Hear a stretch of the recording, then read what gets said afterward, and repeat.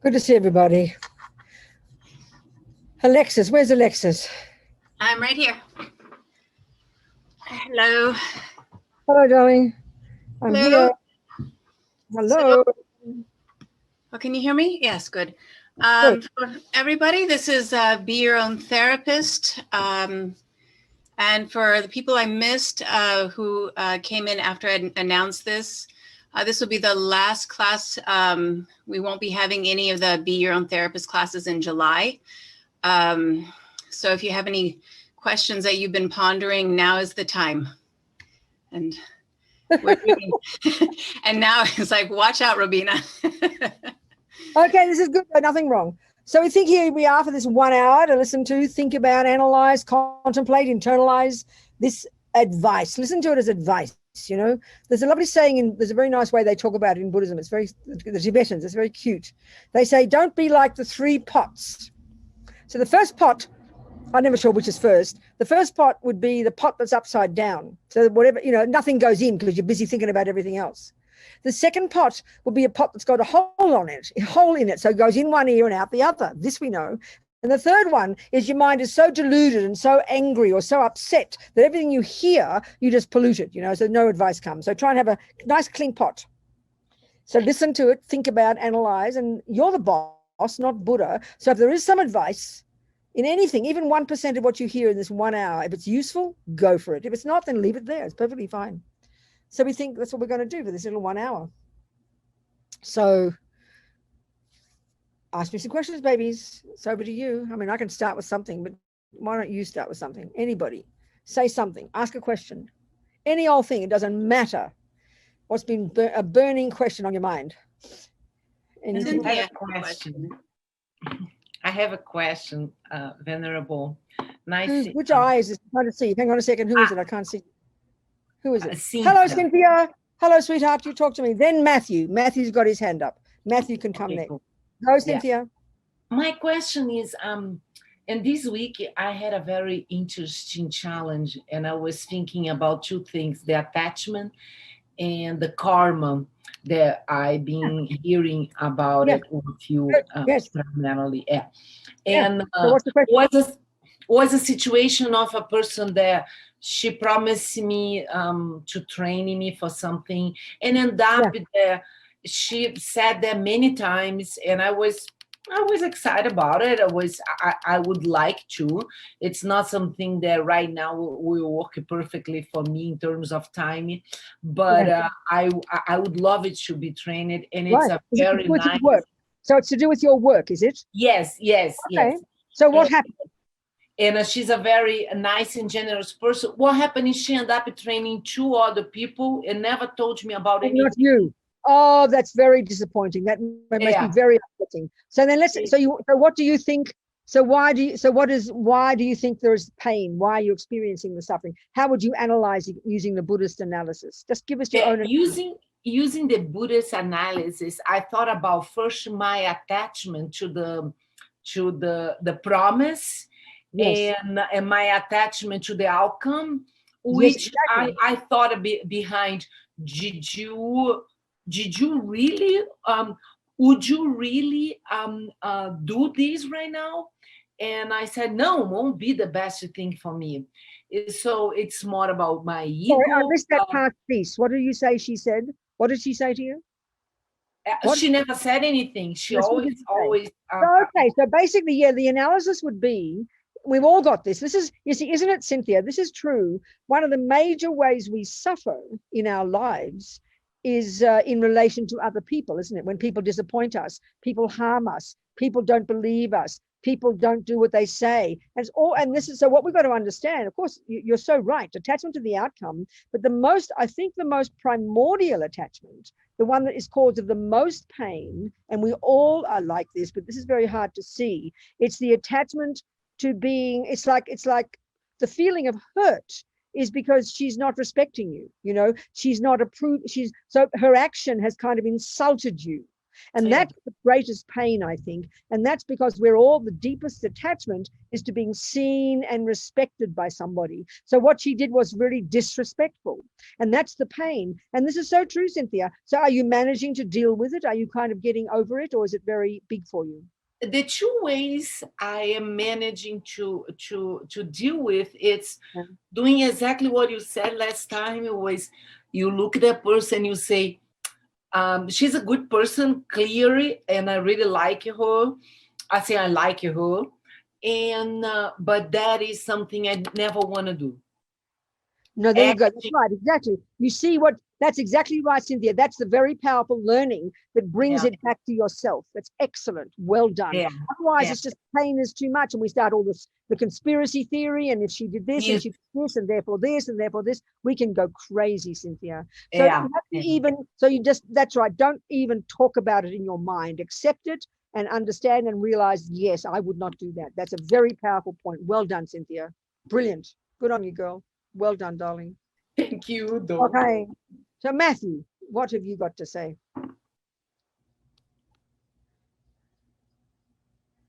Matthew. Yes. Thank you, Venerable. Good. I guess it's a follow-up from several weeks ago. Yes. If you could give us a little bit more on how the 4 opponent powers, technically, how they interact with the 4 ways karma ripens. Absolutely. I'm happy to do that, Matthew.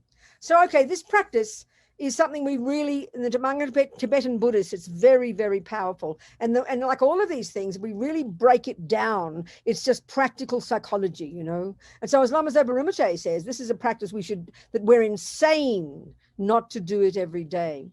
So the more we understand how we create karma, that is to say, whatever we think and do and say kind of programs our mind, then the purification practice is just another way of programming our mind. So it's the 4 steps of purification, the 4 R's. You check, the end of the day is the best time to do it, not when you're so sleepy that you can't remember what you're doing, before you get too sleepy. You check on your day, you know, what did you do with your body and speech today to harm others? Maybe you badmouth somebody, maybe you did what Cynthia just said happened to her, maybe you're mean, maybe you lied, maybe you kicked the dog, maybe you kicked your husband, who knows, whatever. You think of the things you've done, because what happens, we do naughty things, and we're all human, even just little things. Then it kind of builds up in us and we get all kind of tense and guilty and neurotic, you know? So we've got to just kind of bring it up. Yeah, I did do this and I did do this and I did do this. That's called regret. So regret is not guilt. It's a really wholesome kind of self-respectful recognition that it's like the analogy of, I did eat sugar today and I don't want the future suffering. I don't want diabetes. So of course I regret it. Out of what a fool I was. I do not want the future suffering. So I did kill, I did steal, I did lie. And then you think of some things in this life, and then you can say, and then whatever I've done since beginningless time to harm sentient beings with my body and speech, I regret, because I do not want the future suffering. So this is not regret because of compassion yet. It's like compassion for yourself. So Matthew's question, each of these, he's referring to each of these 4 steps: regret, I'll go through each one, reliance, the remedy and resolve. Each of them purifies each of the 4 ways that our actions ripen. So this very first one, regret, is very, very interesting. So in other words, Cynthia is a perfect example. Cynthia's is a brilliant example. There she was, there was some anticipation from one of her colleagues that they would give her some kind of training at work, and then suddenly it didn't happen. 2 other people got it and she didn't. So this is something where she says the learning is, that's something I would not do. But even more powerful, in order to purify that, what we tend to think is, if only she did this, and why didn't she do this, and I must go to her and tell her she didn't do this and didn't do that. What we've got to realize, whatever happens to us is the fruit of a past action. So this regret is what it purifies specifically, Matthew, is the kind of karma which is called experiences similar to the cause. So, okay, the 4 opponent powers: regret, reliance, the remedy, resolve. The 4 ways that karma ripens. 1 is the lower realm rebirth, Matthew. 2 is the tendency to keep doing it. 3 is having it happen to you. And 4 is the way the physical world, the environment impacts upon you. So this 3rd one, called experiences similar to the cause, in Cynthia's case, obviously she's done something like this in the past to this particular woman in a past life. So when she does her regret, she would strongly think whatever I must have done in a past life to do this kind of action to her, which is resulting in this happening back to me. So by regretting your past action 27 lives ago, doesn't matter, that can even help purify that kind of result. So in other words, if someone lies to you or someone doesn't believe your words, let's say, and you can't believe because you know you spoke the truth. So when so then you think, instead of feeling the pity of yourself, you think, well, I must have lied in the past. So then you say to yourself in this first step, I regret whatever I did in the past, whatever lies I told this person in the past, 27 lives ago, I regret from the depths of my heart because I know I don't want this future suffering. And here it is right in front of me. So don't be surprised, that helps change it. Right there, but certainly in the future. So if you regret killing, for example, the specific result would be that you will not experience the one that's called the experience similar to the cause of getting killed or dying young. That purifies that. If you regret lying, you purifying getting lied to. If you purify stealing, you purify being stolen from or not getting your debts repaid. So regret purifies that experience happening to you. So it's a powerful one when you've had the suffering in your daily life. The person doesn't believe you. They were mean to you. They didn't pay their debt. You regret the cause of it, which is an action like that you did in many past lives. And then that can even help purify. Even now, it can help shift the dynamic. Is that clear, Matthew, that first one?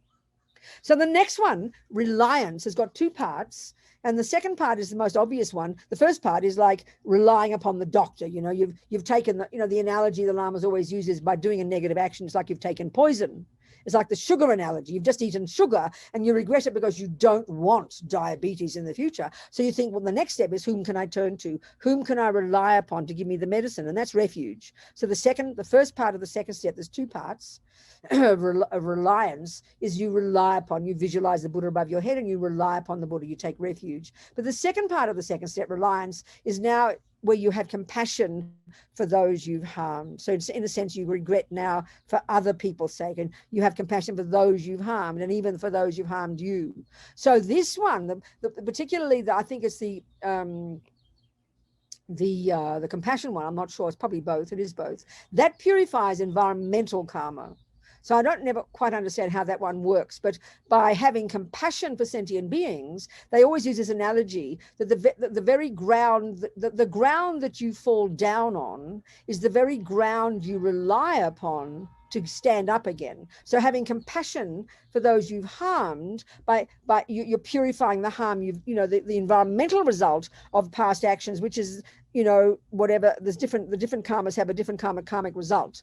I don't quite understand this one, but environmental karma, for example, let's say of killing, would be the experience similar to the cause of killing would be that you get killed or you die young. The environmental result of killing is you get sick, or you get allergies, or things like that. So then having compassion for sentient beings purifies environmental karma.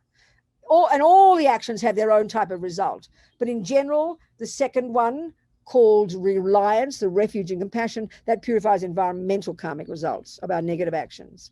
The third one, the remedy, which is saying, in this case, the Vajrasattva mantra, saying the mantra and visualizing purifying, the remedy, that purifies the lower realm result. And then the fourth one, the resolve to change, the decision to not do it again, that obviously purifies the habit to keep doing it. So there's four ways our karma ripens. One is the lower realms. That's the complete result. That's purified by doing the third step, the visualizing and the mantra. Two, the tendency to keep doing it is purified by the fourth step, the decision not to do it again. Three, the experience of having it done to you is purified by regret. And four, the environmental result is purified by reliance and refuge. Refuge and compassion. So does that answer your question? Does it make sense? Do you have a question as a result? No, but it definitely makes perfect sense. The final one, the resolve and the habit, that yes, makes logical sense right away. Yeah, right away. Yeah. Yes, exactly. And that's the most powerful, as Pabonka Rinpoche says, that's the most important one. And this is where we see with karma, Matthew, it's so tragic. that this is why living in vows and doing purification every day is utterly necessary. So this is why, for example, we look at the human realm, 7 billion humans, and probably 6.5 billion humans continue to kill, right? Even most religions say it's okay to kill something.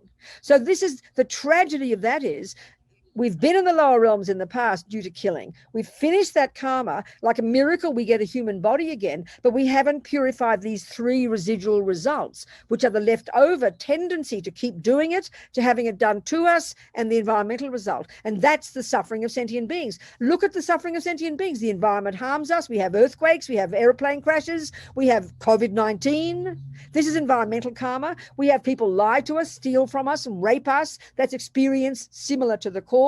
And then we have the tendency to keep doing it, which leads us straight back to the suffering again. That's the tragedy. Whereas if you live in vows all your life, vowing never to kill, never to steal, never to lie, you wake up next life with no thought to kill, no thought to steal, and you won't get killed and you won't get stolen from. That's why vows and purification are absolutely vital components of our daily practice. You with me? Yeah, preliminary practices, preliminary That's practice. it. I mean, well, it's daily practices. It's your actual, not even preliminary, it's your actual basis of all future practice. You don't do this every day, even on the bodhisattva path, even on the path to realizing emptiness, even in Tantra. You've got to do these as a fundamental basis of all your future practices. Without this, your foundation is lost. I understand. Thank you so much for answering my question. Thank you. Good. Thank you so much. Good. Yes, who's there? Maddie? No, Hillary, darling. You talk to me. Hi, good evening. Thank you, Venerable Robina. Pleasure, darling. Yes, I have just a quick question. Is there any, generally speaking, is there any benefit for a lay person to not have a romantic relationship, partnership? Honey child, listen, the more we understand attachment and how attachment effectively, for the Buddha's analysis, is the main cause of all suffering. And the more we understand from the bigger picture point of view that attachment from past lives is why we even are born in a body with 5 sense organs. What do you think caused having 5 sense organs? What do you think caused having eyes, ears, vaginas, or penises, or whatever we have, is because of attachment. And they have literally karmas like personal evolution. We, from countless lifetimes of attachment, we have literally created the cause to have the 5 senses, to have the sense organs, and then to have attachment. And then because of the programming in our mind, the belief that when I get that object of attachment, then I will get happiness. So of course, any action we do that doesn't feed attachment, any action we refrain from doing that doesn't feed attachment, that's called dharma, baby. So the quickest way, that's why the quickest way to get realizations is give up sex, drugs, rock and roll, become a monk or nun, and go to the mountains and do the wisdom wing really, really quickly. Of course there's an advantage. But it sounds so shocking in our culture because it sounds like punitive and sex is bad and all that nonsense. It's not a question of that. We've got to understand it technically. And of course, the deepest, for many of us, the deepest attachment is to have contact with a human being. I mean, the very kind of structure of society is based upon this relationship between 2 people, isn't it? The so-called partners, and having babies and having houses. What do you think that's coming from? I mean, in the end, what drove that initially is the sexual attachment. You don't go and live with well, some people might like to live with a dog and have babies with a dog. I mean, I'm just joking. But of course, it's all coming down to attachment and habit from countless past lives. It's not being punitive. It's not being mean. No one's going to punish us. We just have to understand it. But if if we've got a relationship with somebody, and that's where we have to add bodhicitta to the mix. If we don't add bodhicitta to the mix, we're in trouble. It's just pure attachment. And then attachment can only ripen us future suffering. But this means we've got to understand attachment. And it's quite hard to do that because it's quite technical why it causes us suffering and what it is. And we don't really do the analysis properly.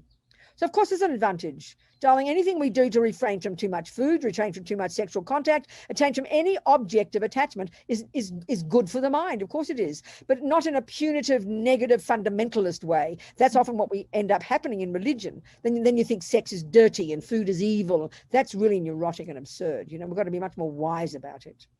Do you understand? Good, good. Yes, everybody. What else? Other questions? Maddie has a question. Good, Maddie. Talk to me, sweetheart.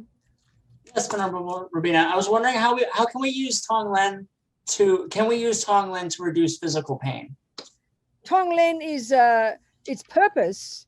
Tonglen's purpose, the most advanced practice in the compassion wing, its purpose is to help us radically get rid of the tendency to want to cherish myself and develop this powerful, outrageous, over-the-top attitude of practicing wanting someone else to be free of suffering, and rather than they have it, you know what, honey child, give it to me, I can handle it. So it's putting atomic bombs under self-cherishing and all the delusions. It's the most profound practice. So what did you want to purify? What tendency? What was it you said? Just physical pain in general. Oh, darling, no, it's not the point of it. Not the point of it at all. That's not the point of it at all. The point of it is compassion. The point, and of course, if you get such compassion, you won't mind physical pain. But I mean, the direct antidote to dealing with physical pain is to really do, I mean, the most powerful meditation is to do the one on emptiness. Because we have a very, you know, to try and break it down, to go into the component parts of something. When you analyze anything, any phenomenon, any object, any experience, any event, anything, you're breaking it down into its component parts, and that that means you're entering into it, and in that way, you're trying to analyze, and you start to see how the pain is the deepest one of attachment is it's the way we label it. It's how we label it. So, you know, for example, I mean, it's obvious that pain, because attachment only wants pleasure, attachment doesn't want pain. And then when something happens and we get pain, then aversion is arising. And the key point is this, Maddie, when we really understand, this is even more basic, the reason we suffer isn't because of the pain. The reason we suffer is because of the aversion to the pain. That's what is the cause of suffering. So, I mean, when you use an example, I used to do Kung Fu. And or forget even the Kung Fu, forget that. You go to the gym, Maddie, and you go to the gym and you really train hard and you come home with such pain you can't believe. Well, I'd come home from my Kung Fu classes and I'd train 6 days a week, 3 hours a day. I was a total fanatic. And I'd come home with every muscle aching. But I was happy, Maddie. My mind was happy because my attachment, you see. So then this sounds shocking because pain is so unbearable. I can't believe how people live in such pain. But the suffering is not from the pain. This is the analysis. It's from the aversion to the pain. It's from a thwarted attachment. This is very profound to see. It's really intense. Do you understand, darling? I do. Thank you, Venerable Robina. Good, Maddie. Good, darling. What else, people?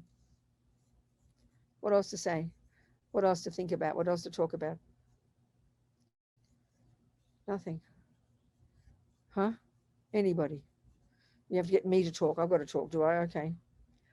Well, what to talk about? I don't know. Don't ask me what to talk about. Let's talk about emptiness. Why not talk about emptiness? How to talk about it in a simple way? You know, it's so complicated for us. But somebody asked His Holiness, how do you apply it in daily life, you know? And he said, that's easy. He said, look at things, and this is exactly important for Maddie. This is for all of us. This is the most profound practice. See something from another point of view. Now, look how we are when delusions are rampant. And the main delusion is attachment. Attachment's the junkie that drives everything, that only wants the nice experiences. And look what happens the millisecond it doesn't get what it wants. So there you are with your boyfriend, and he wants to do this, but you want to do that. And the attachment is getting thwarted, isn't it? So if you've got a very spacious mind, which is what we're getting to, you'll have enough courage to stop, check your mind, know that you want a certain thing, but he wants something else. So if you want to see it from another point of view means look at it, sort of turn it around and see it literally from another point of view. Straight away, the whole dynamic changes. Straight away, it appears differently to you. It's really obvious. It's sort of obvious. If you're looking at a cup with the handle on the right, so you turn the cup around, the handle's on the left. You just looked at it from another point of view. It looks different. Well, everything can be this way. So instead of you are wrong, you said this and you believe, and the fixed mind, because what attachment is driven by is the root delusion, which is ego grasping, this frantic junkie in there that pervades everything, that is absolutely fundamentalist in concreteness and set in stone. And then attachment is thwarted and you have a panic attack and aversion arises, and how dare you do this? How dare you say that? And he'll say, Oh, I didn't say that. Yes, you did. But straight away, if you think, okay, maybe he didn't, maybe he said it from, and you see it from his point of view, straight away, the whole thing changes. That's applying dependent arising. And that's proving emptiness, that nothing has a fixed nature. Nothing is set in stone. These words are so profound. We just take them as a cliche, you know, oh, nothing's set in stone. It's profound. That's emptiness right there. But you've got to catch your mind and want to do it, you know. That's exactly why I always talk about my friend in prison. My friend's in prison, Sunny. Always that woman, accused of murder, innocent, death row, husband got executed, his brains burst into flames. She lost her children, her parents died. You can't imagine the nightmare after nightmare. And she said, finally, at some point, I realized I couldn't change anything, but they couldn't take my mind from me. She said, I knew I had a choice to think differently. This is exactly putting dependent arising into emptiness. And why should you do that? Because guess what? It causes you happiness, baby. It's not moralistic. It's practical. You want to be happy? Then think differently. Don't believe in your karmic appearances, as Lama Zopa says. Of course, it's hard. It's unbelievably hard. And it's every second we have to do it, you know. If you can change something, change it. But what if you can't? That's the point. See it from another point of view. It's almost so simple, it's a joke, you know. That's applying dependent arising. And the final level of dependent arising is that nothing's set in stone. Nothing has an intrinsic nature as this or that. But this is the other point. When we hear that, we tend to chuck the baby out with the bathwater. Oh, well, nothing exists. It doesn't matter anyway. No. Dependent arising, the things have no intrinsic emptiness, the things have no intrinsic nature, doesn't deny that they exist. And this is the tricky part, to get these two put together. You know, often we chuck the baby out with the bathwater. So it's a really refined kind of way of thinking, you know. Still, things do exist. This is another way to put it. Things do exist. That prison that Sunny was in, her situation was a garbage dump. The nightmare. She was accused of murder. She didn't murder. Her children died. Her husband died. Not her children, her husband, yeah. Family died. These are the facts. The prison was a garbage dump. Fact. This is the point. Just talk about the prison. The prison was a garbage dump. Fact. That's a conventional fact. But ultimately, it did not exist as a garbage dump from its own side. That's the way to say it. It wasn't a garbage dump in itself. The garbage dump wasn't in the bricks and the wardens and the prison cell. Finally, it did function as a prison. It did function as being locked up somewhere where you couldn't escape. It did function as that, but not from its own side. That's the meaning of emptiness and dependent arising together, the two truths, you know. And all Buddha's teachings lead us to this one. That's the final one to get. Which doesn't mean we can't practice it sooner, you know.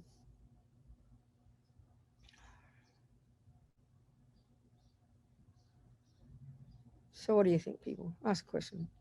Gonzalo, you got a question, have you? No? You got a question? No, no question. Come on, you people. Cheryl Yes. has a question. Yes, Cheryl. Talk to me, sweetheart. When you say it doesn't have its own existence from its own side, Yeah. could you talk about, take that a little further? I will try my best, Cheryl. Definitely. Okay. Okay. The chocolate cake. Let's pretend you're attached to chocolate cake. So we know, don't we, that when you, if you like say your stomach's empty, all the conditions are right, you know, and you're thinking of what I'm going to have, and you go, oh, chocolate cake. And then you see the chocolate cake on the plate. Do you, I mean, if you're attached to chocolate cake, you agree, don't you? Keep your mic off because I want to talk to you. Keep your mic off. Keep your mic on. Yeah. Let's just say the chocolate cake's on the cake. If you describe the, if you like chocolate cake and you describe the chocolate cake and think of a typical person, in our mind there's this eagerness to get it, isn't there? There's this anticipation, this eagerness, imagining the chocolate cake, we can't wait to get it in the mouth. You agree with that, don't you? And if you describe the chocolate cake, you describe it as looking very delicious. Would you agree with that? Yes. It would look very delicious, wouldn't it? Now, let's say you've been slightly drunk and you've had 7 pieces of chocolate cake and you're about to vomit. Now describe the chocolate cake to me. How would you describe it? Nauseating. Precisely. So therefore, delicious chocolate cake doesn't come from the chocolate cake. It comes from your mind, baby. It's So relative. basically, when you get, I mean, I just added the drunk part because then when you're very greedy, then you have 7 pieces and you even looking at that cake, you want to vomit, don't you? So that proves it doesn't exist as delicious in and of itself, but that's how we think of it. And then the point is, when you have aversion for it, you now see it as intrinsically disgusting. In other words, we think the deliciousness is a component that you put in the cake when you made it, like a spoonful of sugar and a spoonful of delicious. But now suddenly the same cake, hardly even cool, but it looks so repulsive you can't believe it. That's the proof that it doesn't exist either as delicious or as ugly in itself. It comes from the mind. It's clear. Mind creates reality. Precisely, baby. That's the point. That's what it means. It doesn't exist from its own side. But nevertheless, this is the thing, it doesn't deny there is something there, Cheryl. It doesn't deny that there is something there. It still is a chocolate cake. And you could even argue, because it won the blue ribbon at the women's the women's show, it might even be described as a delicious cake that it still is that, but not from its own side. When you're vomiting after 7 pieces, it is disgusting, but not from its own side. That's the spaciousness of it. And so it doesn't deny the reality that it's making you vomit. It doesn't deny the reality that it makes you happy with the first mouthful, but not from its own side. So it's a dependent arising. It depends on many factors, not just the mind. Do you see my point, darling? Of course. And everything in the universe is like that. It's called codependent arising. Dependent arising, exactly. That's it, darling. Thanks, Jennifer. Thank you. Thank you so much. Yeah. What else, people? So, of course, everything is that way. And when we have that spontaneously and naturally, this is the other interesting component that, as Lama Zopa says, once we've realized this, or Lama Yeshe in Mahamudra, once we've realized that everything lacks this intrinsic nature that we think they have, then once we've realized that genuinely, when it's a genuine, non-conceptual, direct experience in the depth of our being, then there is no fear. And this is fascinating because we don't think like that, but actually all the delusions, attachment, aversion, and all the other thousands, they're all the branches of the root delusion, the one that believes things exist intrinsically, which underpins all the others. So when you've cut that root, then there's no longer a basis for attachment, aversion, all the other dramas, and they are all in their nature rooted in fear. This is not how we think in our culture psychologically, but this is, the more we see this, the more we can see it's true. Attachment is just living, it's like a panic attack all the time. We're all the time trying to allay the panic of not getting what attachment wants. We're trying all the time to get what attachment wants. We're trying all the time to avoid the misery. We're always on the edge of having a serious panic attack. That's the nature of delusions. So as Lama Zopa, that lovely story I always tell about when he nearly drowned as a little boy, you know, in the mountains. He didn't know how to swim. He was drowning in the water. He was 8 years old. He had been recognized in that life as the reincarnation of the previous yogi. And he said, I didn't know anything about emptiness, but there was no fear. And that's the proof that he had realized in his mind in the past, emptiness. Because once you realize this, once you've cut the root of the fears, once you've cut this sense of a separate set in stone me, there's no longer delusions. And you can never lose that. You can even lose bodhicitta, but you cannot lose emptiness. Not possible. So this is where all the teachings are leading us, to this realization, you know. And then we've got liberation, and then we don't get reborn again. We don't need to get reborn again. If you're on the bodhisattva path, you want to be reborn again to help others. So that's what the wisdom wing, this is the culmination of the wisdom wing, realizing there's never been, isn't, and never could be that kind of I, that kind of anything else. That is to say, things that don't exist in dependence upon this and that, you know. It's very delicious. It's very powerful. What else, sweethearts? We've got 33 more minutes. 23 more minutes. 23, 30. Yeah, 23 more minutes. Come on. Any more questions? No? Come on, people. Yes, Sherry, talk to me, sweetheart. Hi. Thank you. We all, I think, I know people who very actively are trying to get what attachment wants. Yes, right, all of us, darling. Join the club. I think some more than others, right? Yeah, that's exactly right. And some people, I think, seem to be very energized by that, seeking things that based on their attachments. That's right, exactly. While other people, seek those things, but that drains them of the energy. So now I missed that. I missed the relationship between the second sentence and the first sentence. What do you mean? Yeah, so I think some people, at least on the outside, we see them chasing their attachments. Yeah. And they seem very energized by that. That's right. Other people are also, I've seen, chasing attachment. Depressed and anxious and They're exhausted. very seen by it and don't have a lot of energy. I think that's interesting. Really I'm not sure, point. No, that's a really good point. I don't know what it means, but no, I know that's a really good point. I got a feeling, because you see, the deepest energy of attachment is actually dissatisfaction, is feeling I've never got enough. I don't have enough. I haven't achieved enough. And that's when it's really serious, because that's the deeper energy of attachment. When that's really serious, no matter what you get, you'll always be miserable. And some people, so in other words, the person who's got less attachment is more easily happy with what they get, and they can remain. So that's the proof that the person who's never happy, their attachment is more embedded and more deep, instinctively ingrained as this energy of I am not enough, I don't have enough, and no matter what I get, it's never enough. We're like this bottomless pit of dissatisfaction. That's the worst pain of attachment, darling, and that's the reason. Do you understand? Yeah, I think that makes sense. Yeah, it does, Sherry. And the why we're born with this dissatisfaction. This is the point. This is the result of following attachment, because we know with attachment. I mean, my mother used to say this to me as a little girl. I was into my food, and she'd say, "The more you get, the more you want." That's the point about attachment. We can see this. Anybody who's an alcoholic, attached to sex, attached to video games, attached to anything, darling. We can see, even if you do 6 hours a day of video games, the more you do it, the more hungry you become for more video games. I remember one boy who used to go to Sex Anonymous, whatever it was, whatever they are. He said, because it's attached to having girls, right? He said, even as he's having sex with one girl, he's already anticipating the next girl. That's the suffering of never being satisfied. And that's the suffering of everybody's attachment. It's just a question of degree, Sherry. That's all. And that's the type of analysis we have to do. It's quite fascinating. Do you understand? Mm-hmm. Yeah, makes sense. Point. It's a very good point, Sherry. Yes, Lou. I've been reading about death and about how important it is to have a peaceful death. Yes.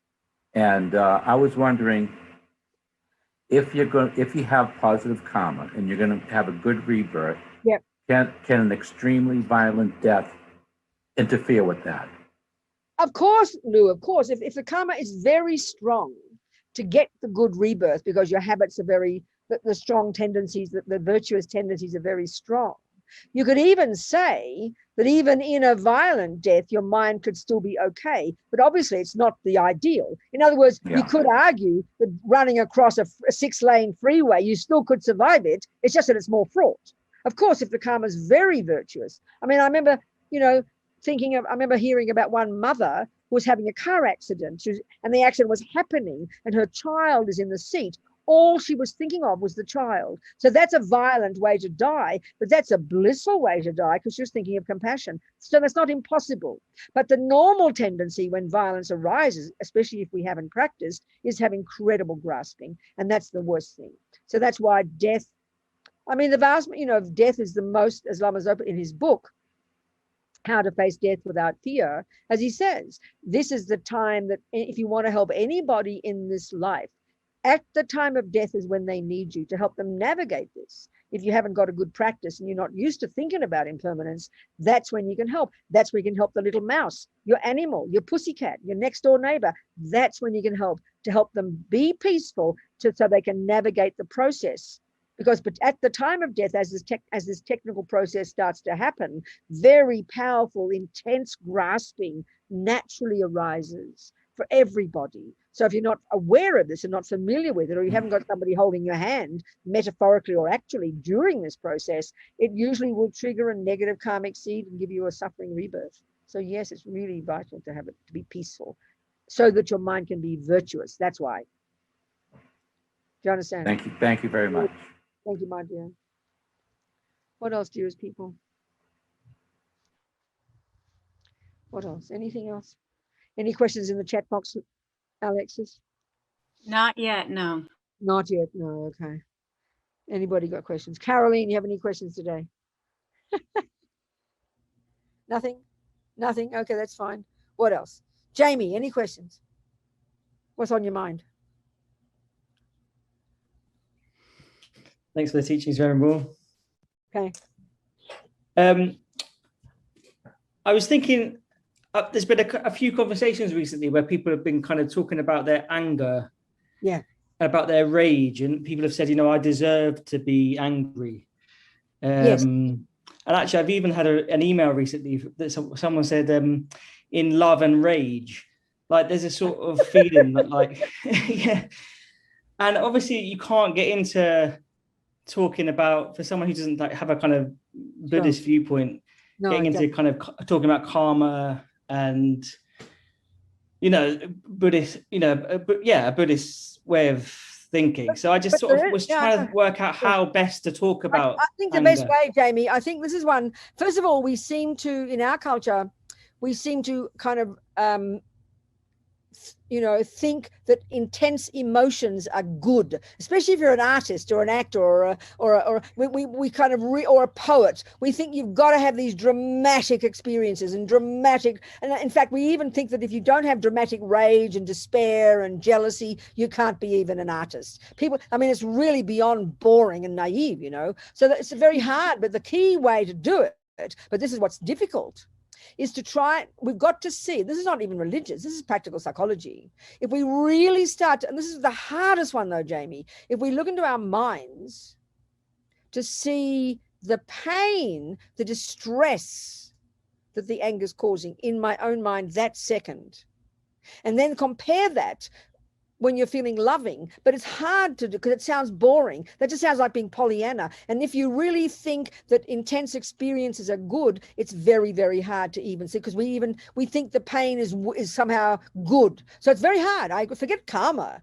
but if we're starting to look into our minds and we start to understand that we even want a peaceful mind, but if we've got that view that I was talking about, that just sounds boring. Who wants to be peaceful? It's just like boring, So you've got to get past that whole one of fantasizing and mystifying dramatic emotions, which we think are the grist for the mill.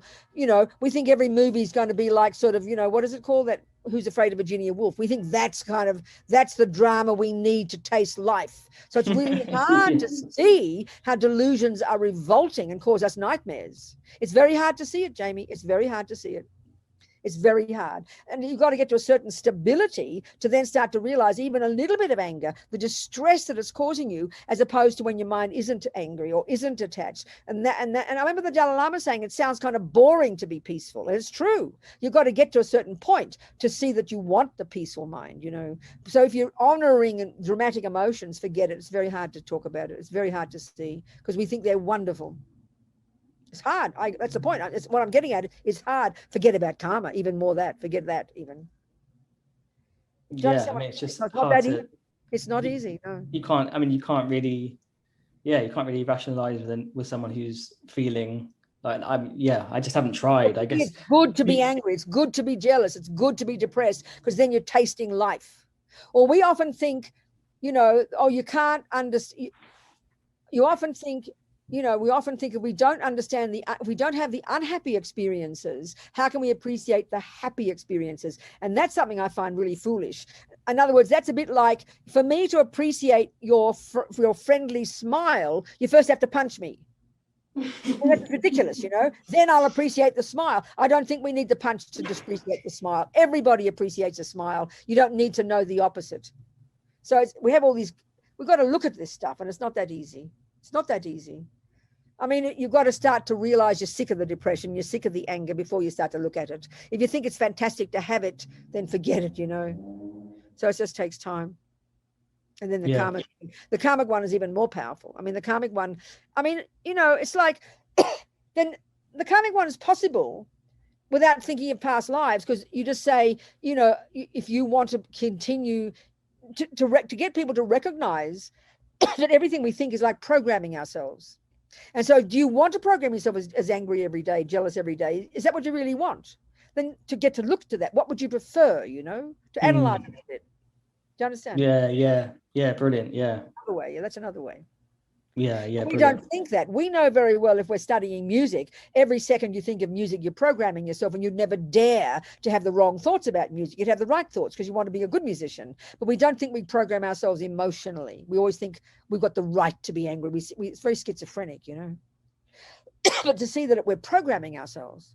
I mean, ask people to look at other people who are neurotic all day. Do you want to be like that? Well, they're the ones who are angry all day. You want to be like that? You keep being angry every day. Don't fantasize, don't mystify it, don't make it delicious. Look at the torture, you know. I mean, it's hard. Otherwise, you just let them be and love them for who they are and say, you're absolutely right. Anger's great. I don't know where the person's at, isn't it? Of course, yeah. That's right. Anyway, good on you, Jamie. Thanks, darling. Thank you. What else, you people? Come on, 10 more minutes. Give me something. Give me a question. Who else? Yeah, go on. Who's that? Oh, I saw a hand. Mary, you talk to me, honey. Venerable, can you talk about July 14th and the Chokardushin, the festival of the turning of the wheel of the Dharma? Delightful teeth. What did you say? Delightful teeth. What did you say? No. My internet is unstable. Alexis, can you read my question? Yeah, what is it? What's your question? The question is, Venerable, can you talk about the festival, the Chokardushin on July 14th? I don't know. What is it? Let's have a look. It's one in the Tibetan in the Tibetan lunar calendar. They have a lunar calendar like the Chinese do, and the astrologers kind of work out the different days, and on different days there are different, more powerful, more potent for good things, more potent for bad things. And so in the calendar there are various auspicious days, and the configuration of various subtler elements come together. So it said, for example, there are several days that are they call them the Buddha days. So what are they? I'm just going to read them. Here we go. You know, there are certain days when the karmic results are multiplied by 100 million, as cited by Lama Zopa Rinpoche in the Vinaya text, Treasure of Quotations and Logic. So the first 15 days, for example, of month 1, they label their months number 1, 2, 3 up to 12. And the first one usually starts around February, you know, depends. So the first 15 days are called the days of miracles, and they're said to be very potent days. And they're celebrating the days that the Buddha, when he was kind of forced, he was being challenged by other beings at the time, people, and they're saying he wasn't so powerful after all. So they challenged him by doing miracles and things. So he did extra miracles to show that he was the smartest of all, a whole bunch of days. So the other one is day 15 of month 4. So what are we up to now? Maybe that's now, February, March, April. This is maybe now, which month 4, we're celebrating, it's called Sakadawa. That's right, exactly. The fourth month, and it's Buddha's birth, enlightenment, and parinirvana, the day he passed away, showing it the day he got in his enlightenment. So that's called, and that's Sakadawa. So that's the day that's being celebrated, and that's now. That would be now, I'd say. The 4th month is about now. So what date was it, did you say, Mary? What date was it? It's on July 14th. It's on July. Okay, let's have a look at, I haven't got July's calendar. Okay, July 14th. Well, that's it. So the key thing on those days, they're said to be very potent days, and they're useful days. It's sort of like getting special days. The bank gives you special days when you get 100 million% return on your investment. So it's a good time to do some practice on those days if you think you're trying to create lots of virtue. It's a very simple approach, the way they have it, you know. They're good days for creating virtue. That's about all I know, Mary. And we do certain practices. What practices are we going to do at Thupten Norbiling? At Thupten Norbiling, you're going to be leading the precepts, the 8 Mahayana precepts at 5:20 a.m. Oh, am I really? Okay, thank you. And then there is a Golden Light Sutra recitation at 2 p.m. Mountain Time. And then Shakyamuni Buddha Puja with Geshe Sherab at 7:00 p.m. Oh, good, wonderful. Okay, lots of things to do then. Okay, that's it. You answered the question, Mary. Thank you, darling. I can't say much more. The astrologers come up with all of this. And they're wonderful. I know when we got an astrologer, when we first did this calendar back in 1999, when I was running the prison project, we did our first calendar. And actually, we did it when I was editing Mandala. We first, it was called Mandala's calendar. And then I started doing the prison project, and I took the calendar with me, and then we called it Liberation Prison Project's calendar, and they still do it. So I know that when we first got all the different days, there's all kinds of favorable days and unfavorable days. And it's so hilarious. We didn't put many of them in because they would have freaked people out. Like there's this particular days that you don't take your baby out. Can you imagine if someone wheeled their baby down to the shops and they discovered it was an inauspicious day? They'd be so freaked out. And there are even days, good days to start a war. Can you imagine? So hilarious. So we just put simple little days, like days to cut, there's certain days not to cut your hair.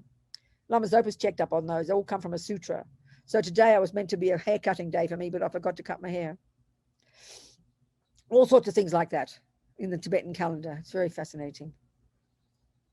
I remember, and also because they've got like feng shui, but they just obviously don't call it that. It's Chinese. But I remember one time, one of our lamas, Geshe Lama Contra, was an amazing yogi. He was incredible. He was at our center, one of our centers in Australia, where they always seem to be having disharmony. And he was asked, why do we always have disharmony here, Geshe-la? He said, what do you expect? You're built under a road. So it's like the feng shui being below a road is one of the causes of the disharmonies. And we go, oh, okay. Sort of like you get ahead. What? Oh, yeah, there's the liberation calendar. There it is. Yeah. That's right. That's 22 years we've been doing that. Well, not we anymore. I began it, but I don't have anything to do with it now. Okay, people, what else? Let's look. It's time to go in a minute. People, there's no more be your own therapist. You mean no more being your own therapist with me, or no more being your own therapist, period? Mary, Leslie said that. Alexis said that, right? Well, huh? Go ahead, Mary. The Be Your Own Therapist class with Venerable Robina, this is the last session for the month of June, and it will resume in August. There's no Be Your Own Therapist with Venerable Robina in the month of July. That's what I thought, but there are other people doing it. Geshe Sherab will be. The way Alexis said it, she said there'd be no more Be Your Own Therapist, period. But there's only just been no more Be Your Own Therapist with me. That's the difference, Alexis. I thought so. There's always they're on at least 2 or 3 days a week, aren't they? With different people. So you'll have a break from me, what a relief, all this shouting. Geshe-la speaks very gently, so it'll be a new experience. He's doing Wednesdays, I think, isn't he, at 7 p.m. He's one, but other people are doing them as well. So, darling people, what else? I don't know what else to tell you. Come on, there's enough information to sink a ship. Come on then, Susie, what is it? Thank you, Venerable. Is it common for people who are newish to Buddhism to feel overwhelmed by cyclic existence once it really hits you? Like the samsara, that everything Of course it is. Of course it is. Of course it is. Of course it is. Of course it's like that, Susie. But the fact is, if we're trying to practice bodhicitta, like if you listen to Lama Zopa, he's like never stops talking about being in samsara, 1,000 times more intense. But it is a bit of a shock when we first hear it. Of course it is, because we always think we're having fun and being. So it's quite shocking. It's quite shocking. Yes, it is. But then you have to know how to work with it. You know, that's where bodhicitta kicks in, doesn't it? That makes loads of sense. But first renunciation's got to kick in. You've got to be sick of it. You've got to be fed up with it and then want to get rid of attachment, because attachment is the main cause of it. Not get depressed and think I'm going to kill myself. I know you're not saying that. I'm just joking. Renunciation. And then once you've got renunciation, then you look at others and you go, oh my God, we're all in the same boat. Look at all these people not knowing they're suffering. I mean, it can sound very patronizing, but the way you think it, and then that encourages you to have compassion. So renunciation has to come first. Do you understand? Yeah, I think my self-grasping or my ego, whatever, keeps trying to. There's a saying that we use here. I don't know whether it makes sense there, but I keep trying to polish a turd. You know, I keep trying to make. That's a good way to put it. It's a very nice way. Lama Zopa would like that. That's a very nice saying. We must tell him how to polish a turd. Please don't say it came from English saying. Is that an English saying? Yeah, it's a Northern English saying. A Northern, I've never heard that. Sounds, oh, there you go. Say it with a Northern English accent, please. Polish a turd. Polish a turd. Jamie, Jamie, say it with a Southern English accent. Just speak normal, Jamie. Jamie. You can't find his button. 1 second. Hang on. There you go. Polish a turd. How we say it in Australian? I don't know. Polish a turd. I love that saying. I'm going to tell Numbers Open. You think it's great. That's exactly right, James. That's exactly right, Susie. But meanwhile, that's where, though, darling, see, this is where the different levels of teachings come in. It's so powerful. We're on the Mahayana path, but this is the first level, which is the Hinayana level, which means we've got to realize it's garbage and suffering. And then we begin in the Bodhisattva path and the Tantric path. We then begin to realize that we can use it and transform it. But that gets us very excited because we think we're getting off the hook and we can still have it. We make a big mistake. We've got to understand attachment properly in order to know how to transform it. But that's at least our saving grace. At least if we can add emptiness and add bodhicitta into the mix, it can mitigate it and we can put some virtue into it. Otherwise, we get too depressed. Do you understand? Yeah. Yeah. But it's good to be disgusted by it. As Lama Zopa says, you've got renunciation when even just the thought of another moment of attachment is so repulsive. It's like being in a septic tank. So that's exactly right. So you're trying to purify a septic, you're trying to put some perfume in a septic tank, basically, by polishing the third. It's a really good saying. I love that. Lama Zopa will love it. Okay, honey, is that come on, darling, that's enough. 1 whole hour, but so many things we covered.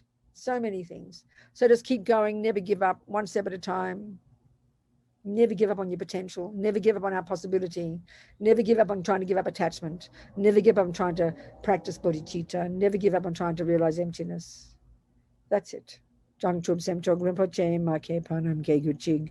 Ke panyam pa me pa yang. Gong ne gong du pa ba shog. See you in a month or somewhere. I don't know. I'm sure there's another class I'll be doing in another thing. So maybe I'll see you in less than a month. All right, precious ones. Much love. Thank you.